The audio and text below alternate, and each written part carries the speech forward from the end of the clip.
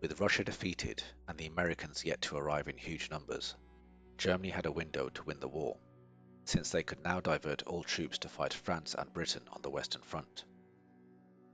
Instead of traditional mass infantry assaults, which had repeatedly failed, Germany began using stormtrooper tactics. Stormtroopers were small groups of 6 to 10 elite soldiers that moved quickly and silently. They targeted poorly defended areas in the enemy line and disrupted communication centers, machine gun nests, and command posts. Germany launched Operation Michael on March 21, 1918. They targeted British lines at the Somme. They used artillery bombardment followed by stormtrooper tactics with great success, gaining up to 40 miles in new territory. This was Germany's deepest advance since 1914. Further advances were made by the Germans in the following months over a further 4 battles. They had gained a lot of new ground, but supplies could not keep up with the advances. The Germans had scattered victories but no unified objective.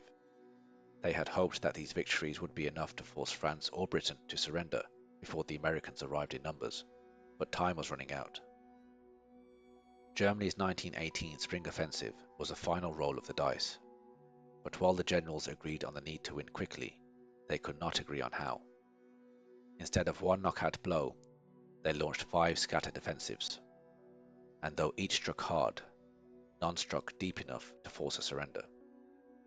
Again, the human cost was significant, with both sides suffering casualties up to 800,000 people each.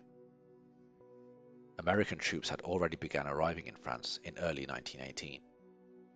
By March 1918, 300,000 US troops were stationed in France. In June, it was 600,000, and by July, a further 10,000 were arriving daily. Germany's window to win the war was closing fast.